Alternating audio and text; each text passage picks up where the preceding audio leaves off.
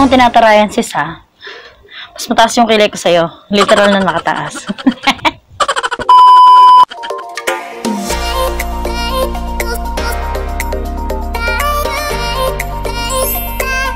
What's up, Likers, and welcome back to my YouTube channel. So, for today's video is, based sa title na nakikita nyo ulit sa baba, is gagawin natin itong look ni Puddin or ni Joker sa movie na Suicide Squad. So, yan. Meron kasi nag-request sa TikTok. So, yun. Bakit hindi natin gawin, diba? So, without further ado, let's proceed to the video.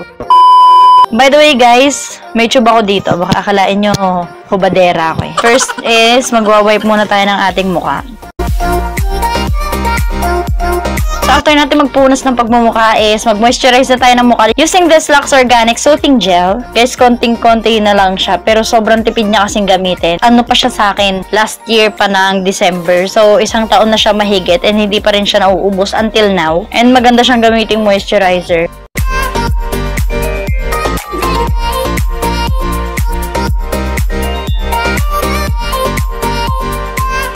So, after natin mag-moisturize na mukha is papatuyuin na natin siya.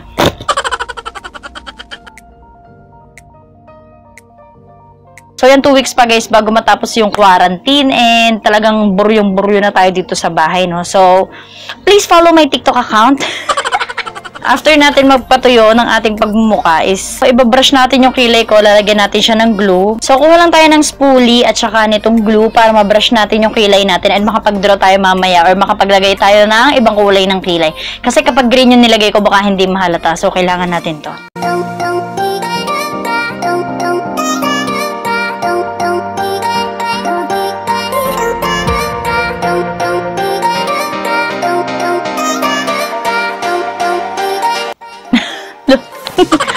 So, once na nakaangat na yung kilay, kuha tayo ng spray net or setting spray. Lagay lang tayo ng konti.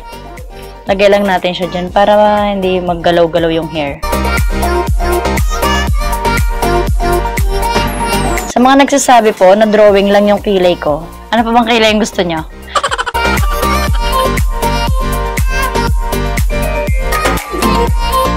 So, patuyuin lang natin ulit siya. Huwag mong tinatarayan sis ha. Mas mataas yung kilay ko sa'yo. Literal na nakataas. After nating maitaas yung kilay natin is kuha tayo ng ating foundation. And ang gagamitin ko foundation sa mukha ko is yung super light. So, gagamitin natin tong lightest shade ko ng foundation. So, kunin natin tong lightest shade ko ng foundation which is Dermacol in the shade Nevermind. Kuha tayo ng blending sponge. Hindi ko siya nabasa. Pwede na yan.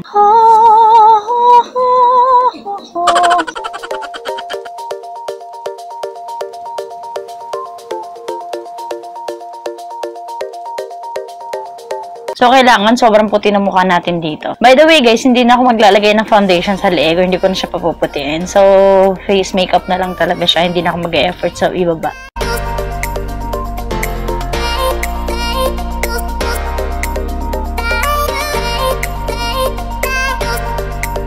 So, para ma-color correct natin itong kilay is kukuha ako nitong clay blush.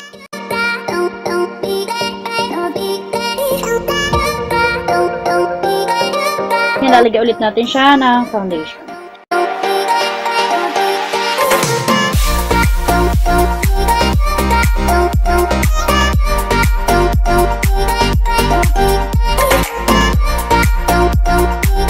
So, after natin mag-foundation is magsiset na tayo ng powder. Gagamit tayo ng Shawil Powder Foundation in the shade number 1.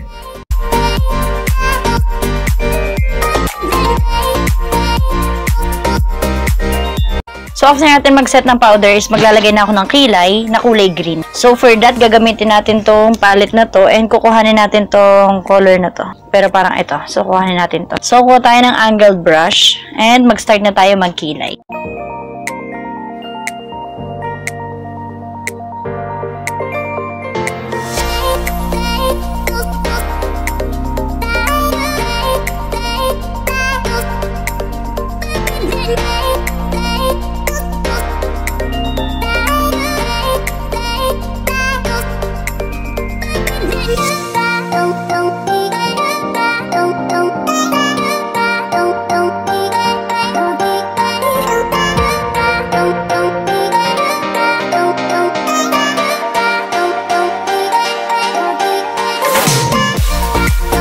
So, ayan guys, okay na tayo sa kilay. And for our next step, proceed na tayo sa eyeshadow. For eyeshadow, ang ginamit doon is black lang. So, gamitin natin tong shade na to.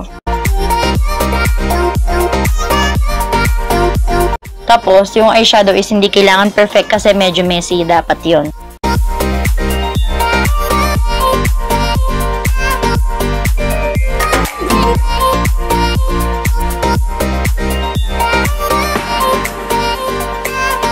Plain black lang yung eyeshadow. Walang effort.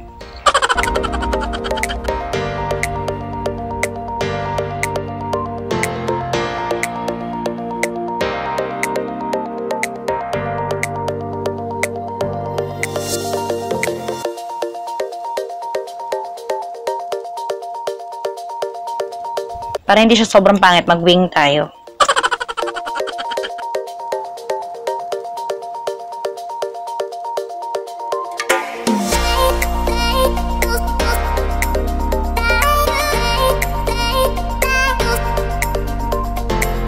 So, maglagay tayo ng eyeliner na black sa ating waterline.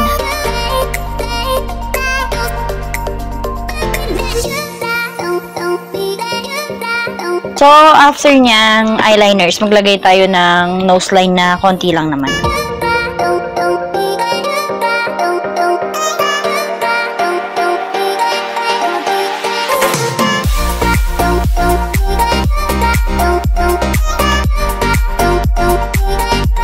Tabi nga yung ating nose line para tayong tanga. So, maglalagay lang ako ng highlighter. So, after nyan is mag-lipstick na tayo. So, black yung outline and then red yung pinakagitna.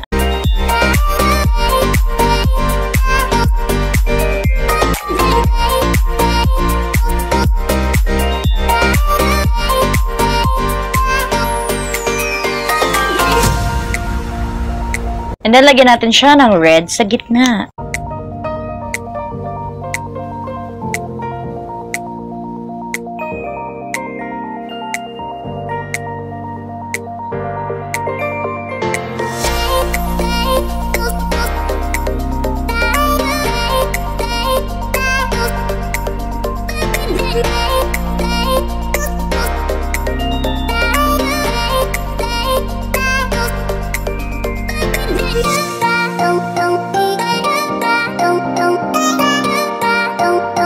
So, and then, for our last step, so, meron dito nakasulat na damage, and then dito is J.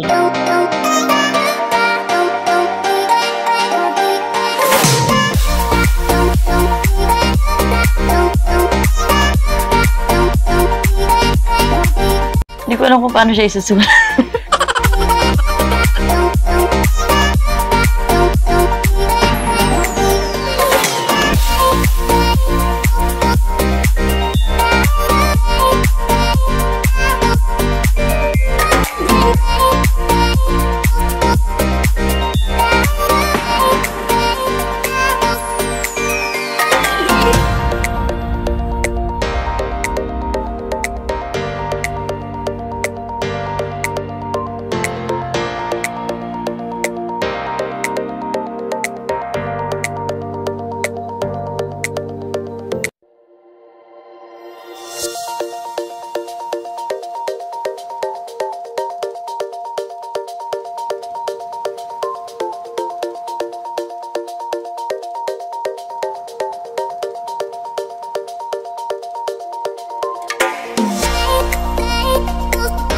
Maglalagay lang ako ng mga guhit-guhit na black.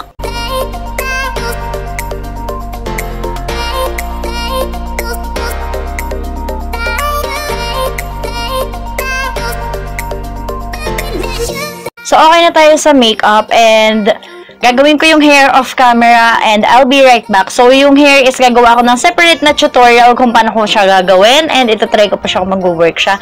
Kung hindi, wala, hindi ako gagawa. So, balik ko kayo after ng ating final look.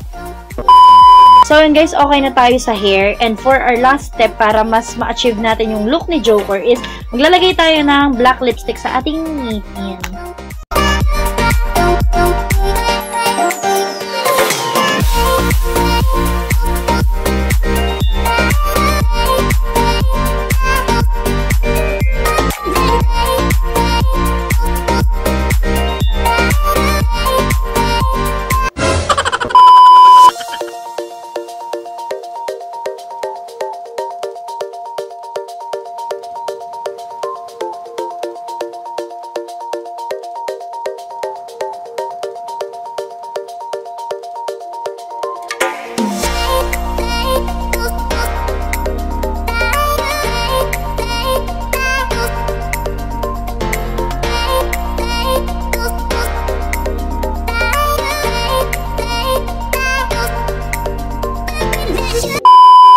guys, bago magpaalam sa inyo, sana ma-check nyo yung TikTok account ko and nandun yung video ko kung saan suot ko tong makeup na to. And yun na lang, that's it. That's the end of our video. Thank you for watching and hope to see you on my next video.